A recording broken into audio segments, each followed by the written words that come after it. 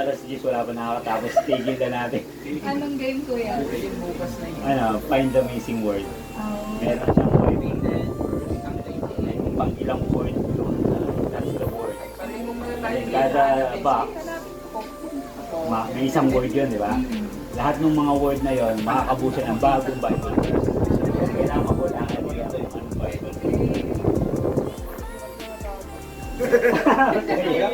Hindi, ito kasi sa baba, hindi yan kasama. Dito lang kayo sa taas.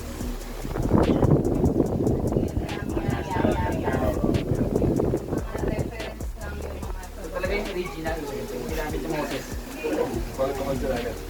Maalat yan.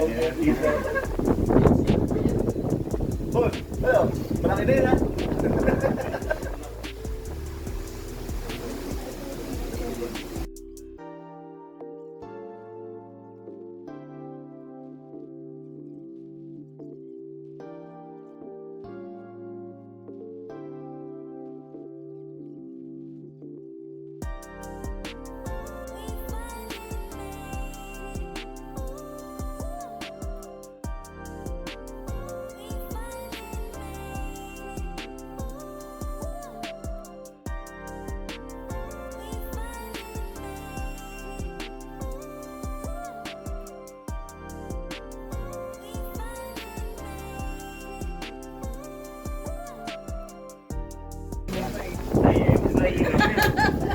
Hindi, pero pwede nga na.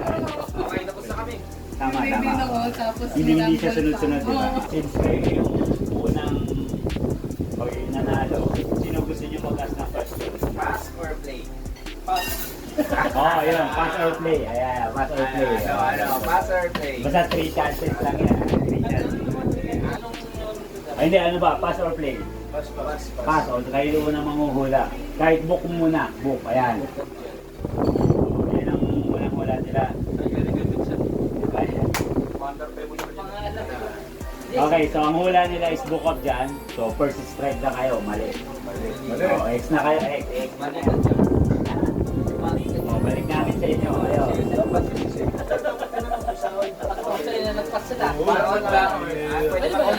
Hindi, pag mababawasan kasi kayo, pag nagtanong kayo sa akin, binigyan ko kayo, mababawasan kayo. Ano, magtatanong kayo o sasagot kayo? Hindi, sali. Okay. Ang sabi ng team nila isa, your turn na, second. Old Testament. Hindi, book. It's either book or tatanungin niyo ako for a clue, pero mawawala rin. Pero malalaman nyo na agad. Wala na kayo. Anong book? Ano mga kasi? Malalaman nyo na agad. Ano, agree sila? Agree kayo, Proverbs? Yes. Very much. Tama.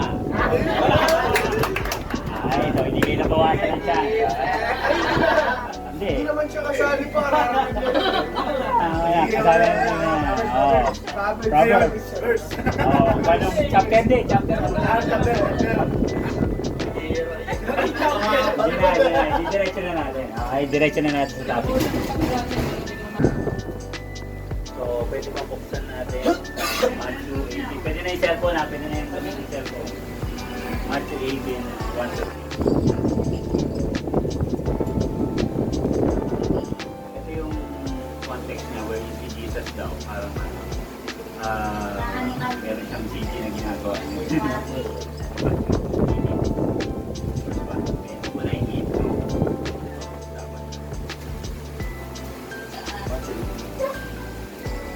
So habang si Jesus Christ about the time who is greatest in the kingdom of heaven? Verse 2, Jesus called a little child, he put the child among them, then in verse 3, then he said, I tell you the truth, unless you turn from your sins and become like little children, you will never get in the kingdom. Okay, so yung context ng pag-uusapan natin, dito nang galing. Nag-uusap-usap lang sila.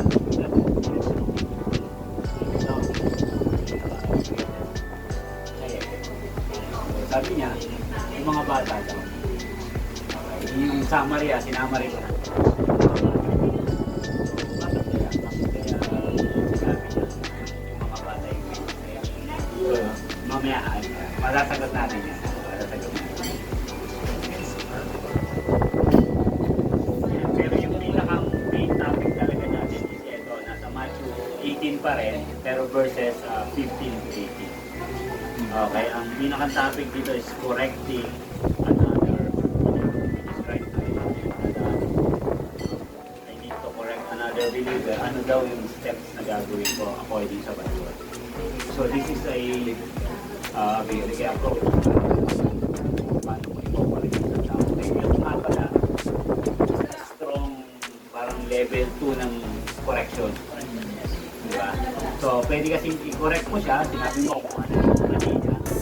Pero ang gano'n pa na, ang review ay kasi hindi mo siya tatamtanan kasi hindi siya nako-convince na yun nga yung tama ang gagawin niya. So, yun. Yung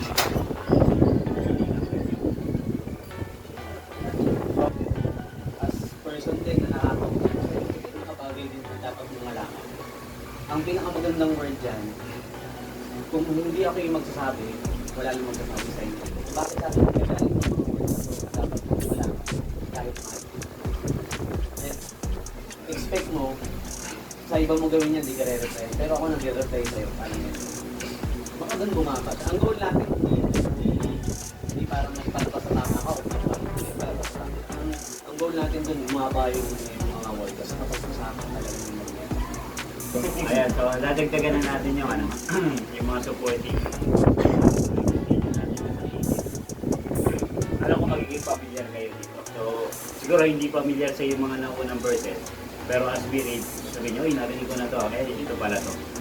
So, in verse 18, I tell you that whatever you forbid on earth will be forbidden in heaven.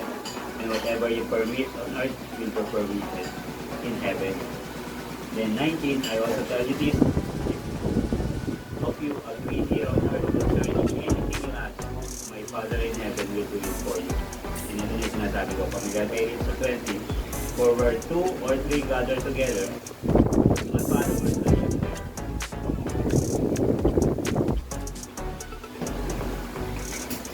Now, bakit review yung pinag-uusapan?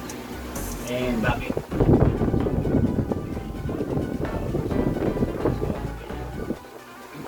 basahin natin sa Proverbs 12:1. Whoever loves discipline loves knowledge, but he who is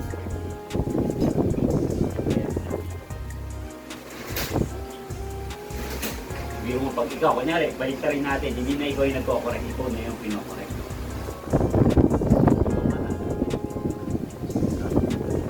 Tama naman yung ginagawa ko. Diba?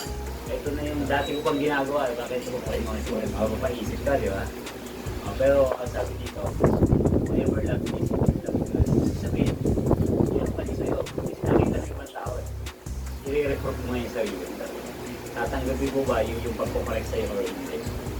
Ngayon, pag di mo na tinanggap,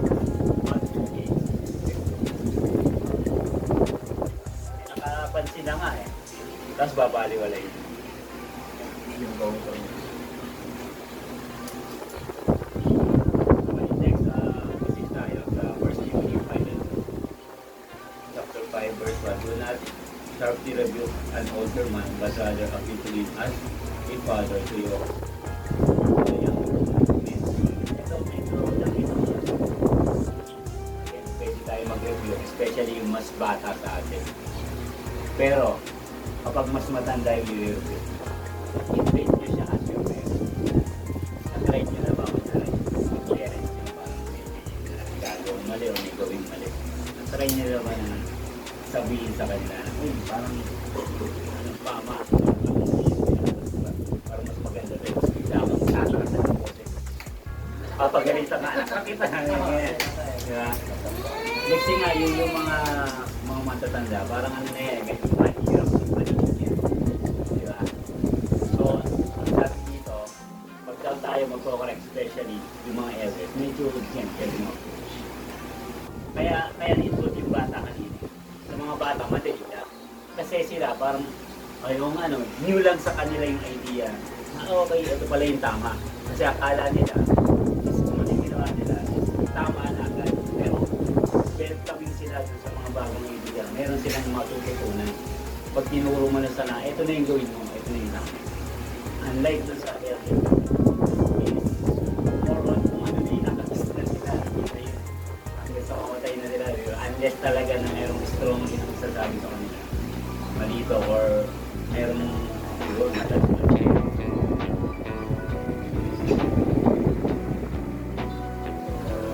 Yun yung pagkakaiba between sa mga bata and sa mga elders na some parents put their children to Jesus. So a good thing is stand for them and pray for them. So yung si Jesus daw iabot na yung mga bata. But the disciples scolded the parents for the family.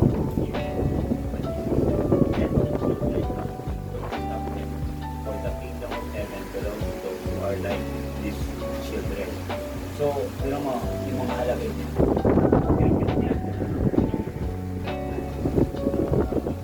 Pigilan yung mga bata. Maganda yan na lumapit sa akin. Kasi meron akong purpose sa kanila. Yun yung sa 15 and 18.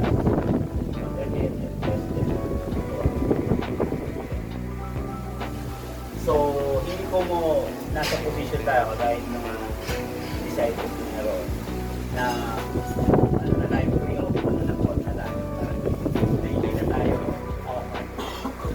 So, minsan, yung mga highest, may higher talaga sa atin. On this case, Jesus. Okay. Papaalam ko sa'yo na okay, ito yung tama mo. Kasi nga, may purpose kung bakit yung agawa. And then, yun, na-realize ng mga disciples ko, dito.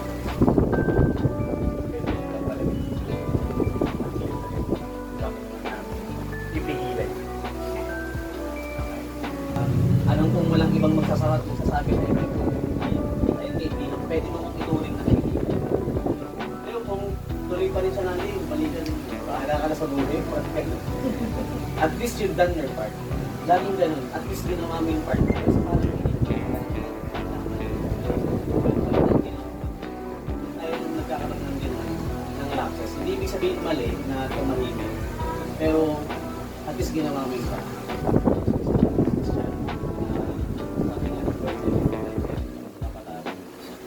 Yung game po natin kanina, matatagpuan siya sa Proverbs 27.